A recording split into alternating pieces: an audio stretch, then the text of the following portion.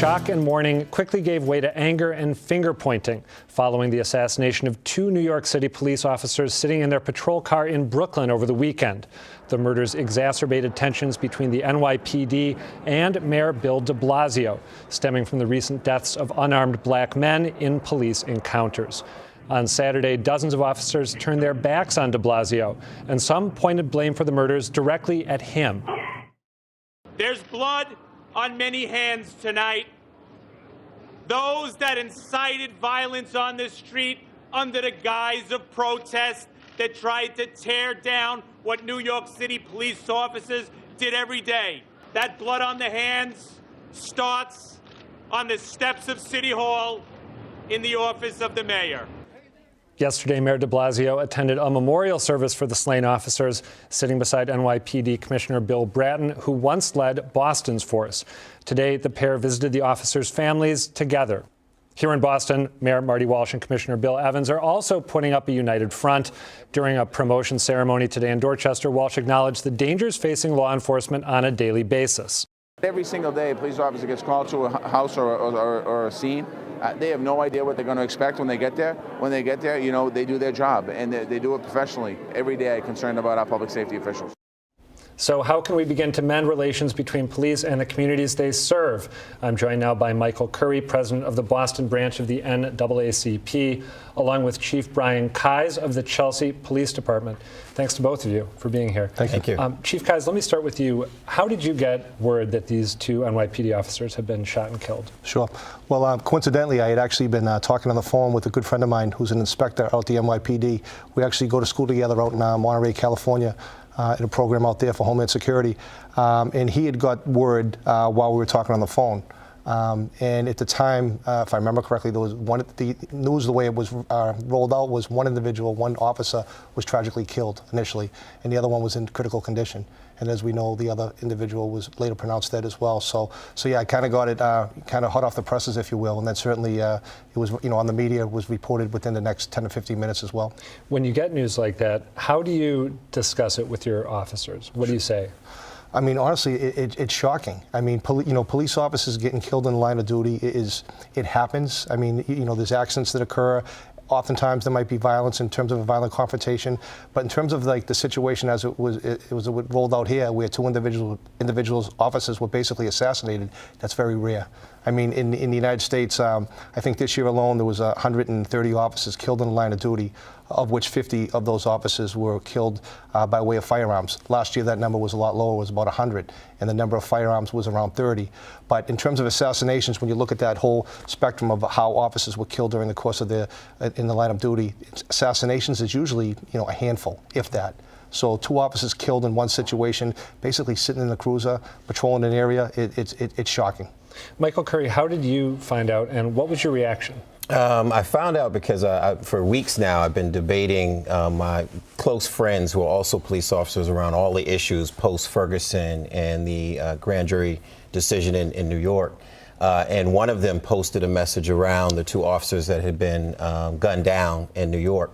And then immediately I made some phone calls. I reached out to Chief Gross and the Boston Police Department. And our reaction was like any God-fearing person who values the sanctity of life would be, which was shock, disappointment, and that we lost two police officers.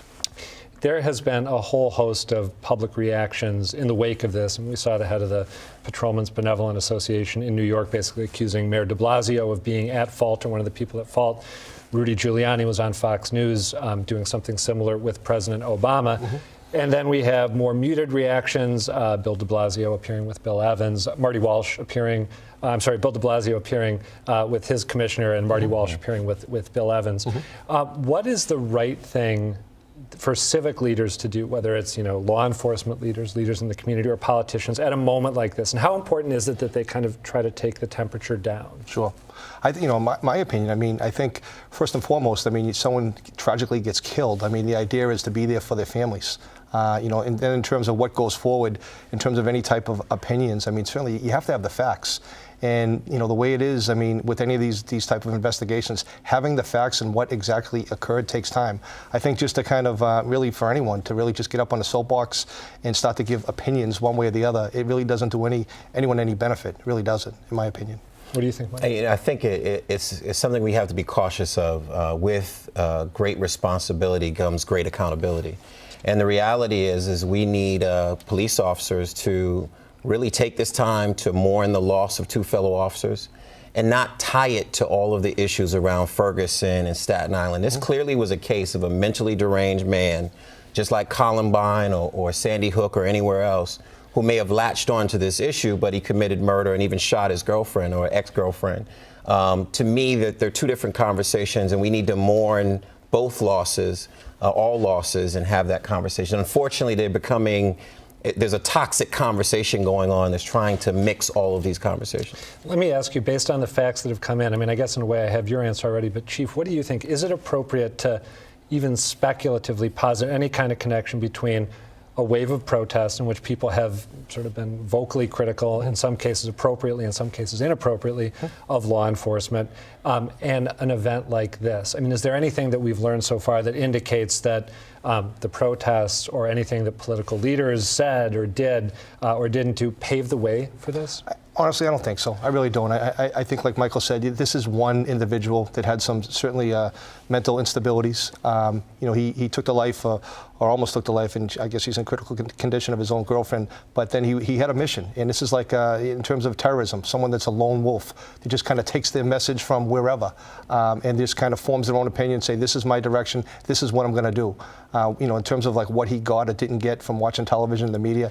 God only knows. But I mean, to sit there in any way and blame it on any one individual or group of people, I think is wrong. We have heard a lot in recent months about distrust between communities of color and some members of law enforcement or some law enforcement agencies. I'm wondering, how do you two think, Chelsea in your case, Boston in your case, how are we doing on that front here locally? I'll say this, and I've said this to the Commissioner Evans, I've said this to Chief Cross, I think we're the best of the worst. I think we have an issue across this country around race and racism and how it sort of manifests itself in how we teach, how we police, how we report. And unfortunately, we've been unwilling to have that conversation. I think all the recent deaths of unarmed men has really forced all of us to have a long overdue conversation. So I'd say in Boston, we're fortunate to have a commissioner and chief that are willing to sit down and have tough conversations, and I'm hopeful. What about you, Chief? How is it in Chelsea? Sure. I mean, Chelsea is a very diverse community. I've been there my entire life. I've been a police officer there for 28 years. At one time, there was a time when I first started on the job there, the police culture in general in the city, and I think in the state and probably across the country, was a very closed organization, a very closed structure. I think over the years, certainly in the past 15 to 20 years, with the onset of community policing and other such situations, we've begun to open up to the community, meaning it's not that it's us against them or anything like that. I mean, the police are the community and the community is the police, but we have to work together to solve problems. So I think in my tenure as chief for the past 7 years, and again as a police officer for 28, we've been lucky. We've been very fortunate to have open dialogue with the community, to work together on community-based issues, to solving problems. And it's not just lip service. These are things where we realize as cops, we cannot do this alone. As a matter of fact, we're just one small part of the puzzle, really. At times we act as the catalyst, certainly to get things done, but sitting down with the community and working together to solve recurring problems is our mission. And we have the backing of the community, and I together in the city of Chelsea with our police department, we back the community-based organizations, the faith-based organizations, groups like Roca, whatever they want to do, we're there 100%. All right, Chief Brandeis, thank you for being here. Michael Curry, thank you for being here also.